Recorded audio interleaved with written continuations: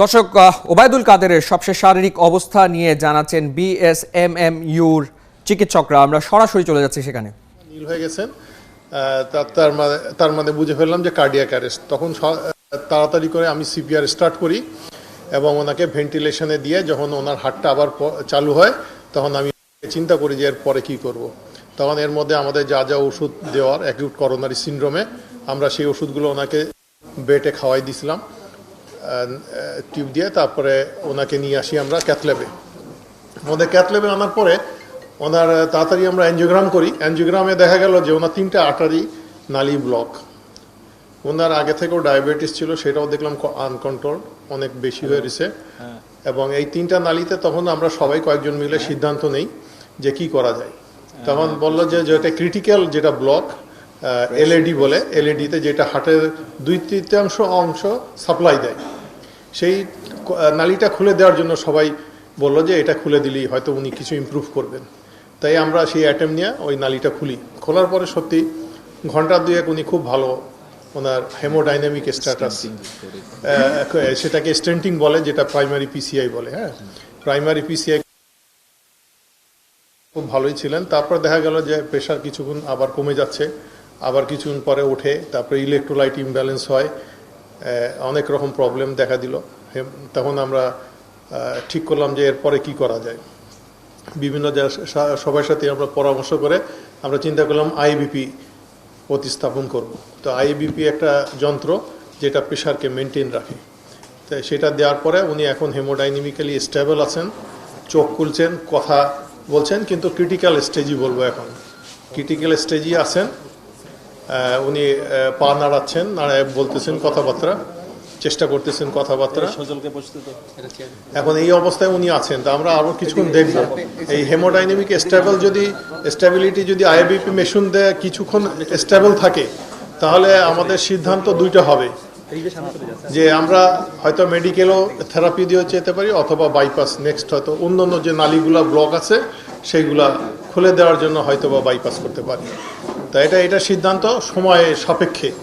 এই জন্য আমি সবসময় বলি যে 24 ঘন্টা থেকে 72 ঘন্টা না গেলে অবস্থা বলা যাবে না। এখনও উনি ক্রিটিক্যাল অবস্থায় আছেন এবং এই জন্য আমি দেশবাসীর কাছেও ওনার জন্য দোয়া প্রার্থনা করছি।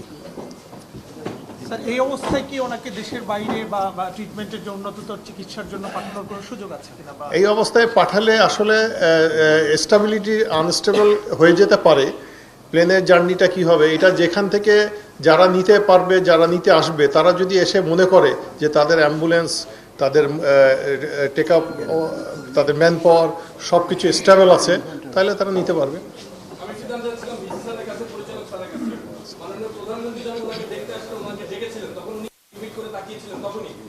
চোখের না মিটমিট করে তাকানো না, তখন মিটমিট করতেছিলেন, চোখের পাতাটা নড়ছিল, ব্লিঙ্কিং। যখন ডাকছিলেন তখন ব্লিঙ্কিং হচ্ছিল। আর মহামান্য রাষ্ট্রপতি যখন আসছেন উনি চোখ বড় করে তাকালেন, এখনো তাকালেন। আমাদের মোহাম্মদ নাসিম প্রাক্তন মন্ত্রী মহোদয়, উনি যখন ডাকলেন তখনও কিন্তু উনি চোখ খুলে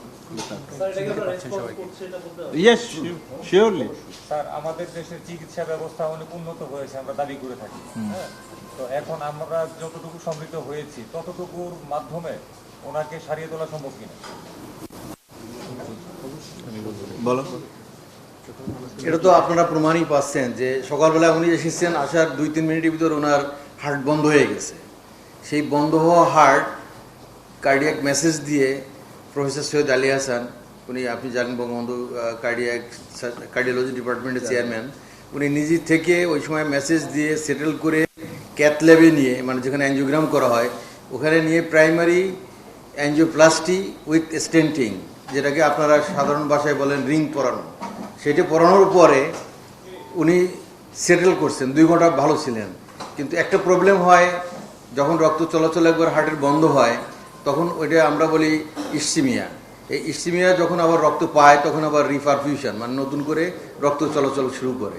এই রিপারফিউশন হলে একটা ইঞ্জুরি হয়, আমরা বলি রিপারফিউশন ইঞ্জুরি। এই রিপারফিউশন ইঞ্জুরি থেকে বেরিয়ে আসতে বেশ কিছুটা সময় লাগে। কোনো সময় 6 ঘন্টা, কোনো সময় 12 ঘন্টা, কোনো সময় আবার 1 দিন বা 2 দিনও লেগে যেতে পারে। তো এখন উনি রিপারফিউশন ইঞ্জুরির স্টেজে আসেন। বাট থিং ইজ দ্যাট সেই চোখ বন্ধ করার থেকে পিএম যখন ডাকলেন বলি ব্লিঙ্কিং, চোখটা একটু জাস্ট পাতা নড়ছেন, কারণ নোন ভয়েস যখন কানে যায় তখন মানুষ একটু রেসপন্স করে। That was the first. আমিও তখন পাশে ছিলাম, আমরা সবাই পাশে। আর লাস্ট যখন প্রেসিডেন্ট হিসেবে ডাকলেন, উনি মহামান্য প্রেসিডেন্ট ডাকার পরে উনি চোখ খুলে তাকালেন। আর এখন উইথ হাই সাপোর্ট এবং আইআইবিপিতে উনি আছেন, স্টেডিলি ইমপ্রুভ করছে। বাট আমরা এখনও 100% বলতে পারবো না উনি আউট অফ ডেঞ্জার। উনি এখনও ইমপ্রুভ করছে। এই ইমপ্রুভের গতিটা যদি পারসিস্ট করে আরও 10-12 ঘন্টা, তাহলে আমরা ধরে নেব যে আমরা বোধহয় বিপদমুক্ত হতে যাচ্ছি। আর সুস্থ হয়ে বাড়ি গেলে তখন আমরা বলবো যে ভালো হয়ে গেলেন। তবে প্রফেসর সৈয়দ আলী হাসান যেটা বলছেন যে পরবর্তী স্টেপগুলো এটা কোনো হার্ড অ্যান্ড ফাস্ট রুল নেই, depending on the patient situation এবং ডিজিজ প্রসেসের পরে ডিপেন্ড করে পরবর্তী সিদ্ধান্ত নেওয়া হবে। ধন্যবাদ সবাইকে। দিক নির্দেশনা দিয়েছেন কিনা মাননীয় প্রধানমন্ত্রী? মাননীয় প্রধানমন্ত্রী এই কথাটাই বলেছিলেন যে আমাদের যারা চিকিৎসার সাথে সম্পৃক্ত তারা যদি মনে করেন তাহলে পাঠানো হবে, আর ওনারা যদি প্রয়োজন মনে না করেন বা এমনও হইতে পারে যে পরিস্থিতি পাঠানোর মতো না, ডিটেরিয়েট করার সম্ভাবনা থাকবে, তাহলে কিন্তু ওনাকে পাঠানো হবে না। কথা বুঝছেন? তাছাড়া আর একটা কথা, যে ওদের যে টিম আসতেছে তারা যদি কোনো কমপ্লিকেশন হলে প্লেনে, এয়ার অ্যাম্বুলেন্সে কমপ্লিকেশন হলে সেটা ফেস করার মতো বা ট্যাকেল করার মতো তাদের সে প্রযুক্তি বলেন, সে ম্যান পাওয়ার বলেন, সেই ধরনের এক্সপার্টাইজ বলেন, সেটা যদি থাকে তখন কেবল আমরা অ্যালাউ করবো। এটা না হলে আমরা আপনারা জানিয়েছেন আর্টারি কিডনিতে ব্লক পাওয়া গেছে, ব্লকগুলো কত পার্সেন্ট একটু যদি জানাতেন। এটা ডান দিকের যে নালী হয়, যেটাকে রাইট করোনারি নালী বলি আমরা, সেইটা 100%। এবং যেটা মধ্যখানের নালী, যেটাকে এলসিএক্স বলি, এলসিএক্স অ্যাকচুয়ালি একটা বিগ ব্রাঞ্চ দিছে, সেই ব্রাঞ্চের মধ্যে 80% ব্লক আছে এবং এলসিএক্স নিজেই ডিজিজড। আর এলএডি যেটা বলছিলাম আগে, যে 2/3 মাংস হার্টের মাংসকে সাপ্লাই দেয়, সেইটাতে খুলছি। এটা আমরা ঠিক জানি না, এটার ব্যাপারে আমরা জানি না। ওইটা প্রাইম মিনিস্টার অফিস সেটা যোগাযোগ করছেন, ওনারাই এটা জানেন। আর একটা জিনিস আপনাদের মাধ্যমে, সাংবাদিক বন্ধুগণ, আপনাদের মাধ্যমে আমি বিশ্ববিদ্যালয়ের উপাচার্য হিসেবে একটা অ্যাপিল করতে চাচ্ছি। সেটা হলো আপনারা সকলে উদ্বিগ্ন, সমগ্র জাতি উদ্বিগ্ন ওনার স্বাস্থ্যের ব্যাপারে। এটা আমাদের বিশ্বাস, আপনাদের উপস্থিতি দেখেও আমরা বিশ্বাস করছি তাই। এবং আপনারা ঘন্টায় ঘন্টায় মিনিটে ওনার স্বাস্থ্য সম্পর্কে প্রতিবেদন আপনারা দিচ্ছেন।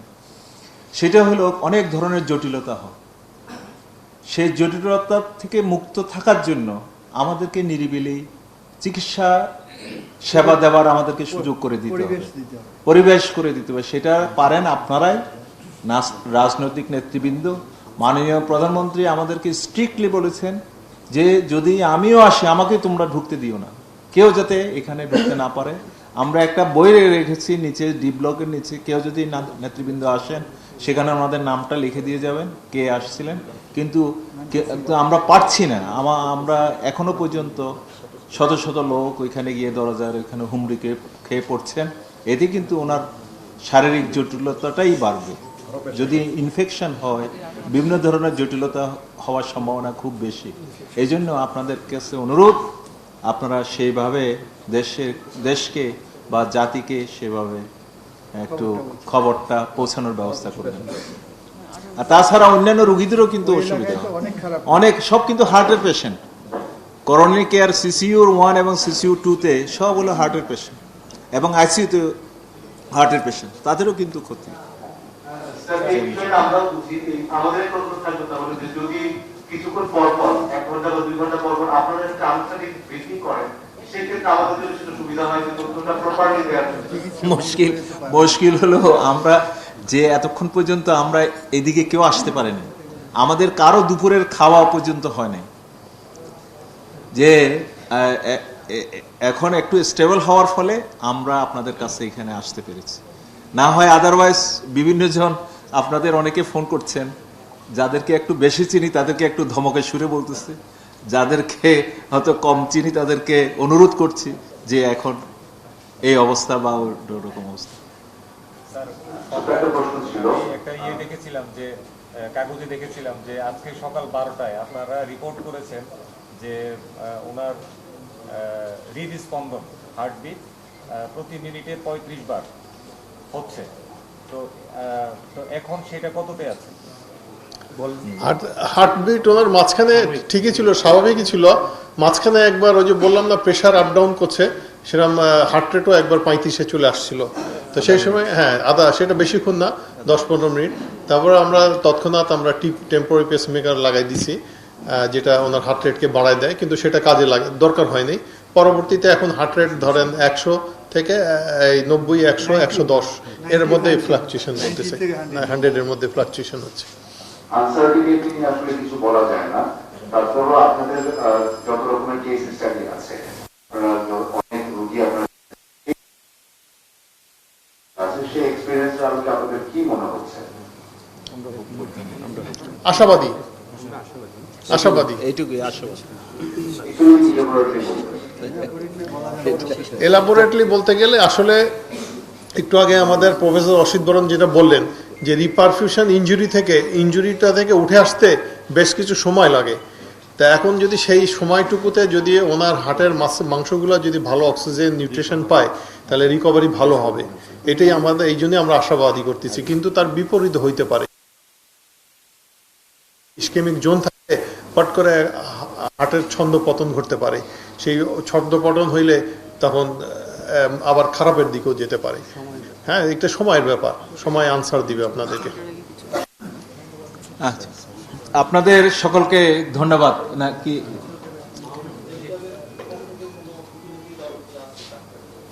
না, এখনো কেউ আসে নাই? কেউ আসে? তা বলতে পারেন যে আমরা ঝুঁকিপূর্ণ অবস্থায়।